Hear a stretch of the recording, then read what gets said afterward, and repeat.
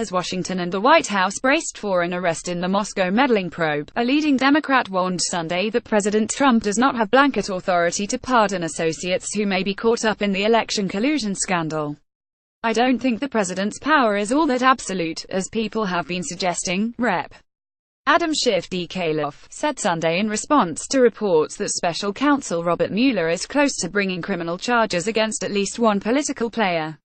"The president cannot pardon people if it's an effort to obstruct justice, if it's an effort to prevent Bob Mueller and others from learning about the president's own conduct," Schiff told ABC's This Week.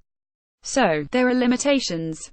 Schiff said Mueller has not informed his committee, who has been charged in a sealed indictment that could be announced as soon as Monday, but he believes, based on press reports, the target is former Trump campaign chair Paul Manafort, a former National Security Advisor Mike Flynn, Kevin Lamarqueuters. "We haven't been informed of who it is, and I don't think it would be appropriate for Bob Mueller to tell us," he said. He grew cagey when asked whether Trump himself is under investigation as part of the special counsel's Russia probe. "I can't answer that one way or the other," he said. "I can't comment on that at all." Trump, meanwhile, railed against the investigation, tweeting that Mueller's probe and any impending arrests are bids to halt Republican momentum on tax reform. "All of this Russia talk right when the Republicans are making their big push for historic tax cuts reform.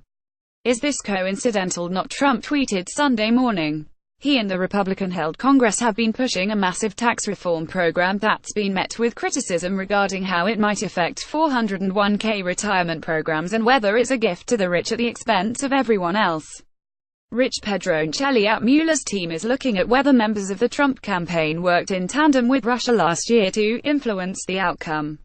U.S. intelligence agencies have agreed Russia tried to affect the election. Trump has called the allegations phony and a witch hunt, and on Sunday claimed a double standard when it came to alleged wrongdoings by Hillary Clinton, whom he defeated nearly a year ago but repeatedly mentions. Howard Simmons, New York Daily News. He brought up recent reports that the Clinton campaign helped fund a notorious dossier about Trump, as well as a uranium deal with Russia that helps try to tie to Clinton and, as well as her 33,000 deleted emails on a private server. He has not noted the private email accounts at least 6 of his aides have used for government business. Instead, they look at phony Trump-Russia collusion, which doesn't exist. "The Dems are using this terrible and bad for our country witch hunt for evil politics, but the R's are now fighting back like never before. There is so much guilt by Democrats, Clinton, and now the facts are pouring out." To something Trump wrote in a series of tweets. Meanwhile, New Jersey Gov. Chris Christie said Sunday that Trump has not been informed he is under investigation. Carolyn Castrop: "I would say the important thing about today for the American people to know is the president is not under investigation," Christie said on CBS Face the Nation.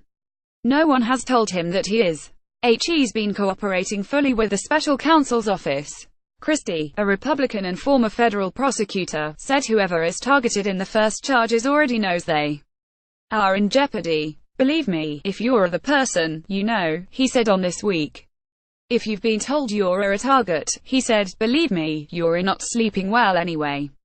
CNN first reported Friday night that a federal grand jury has signed off on the first charges in the investigation, and an indictment could be unsealed as soon as Monday. Christie said the leak of the information could itself be a crime, if someone on Mueller's team disclose it. "There are very strict criminal laws about disclosing grand jury information," Christie said. "Now, depending upon who disclosed this to CNN, it could be a crime.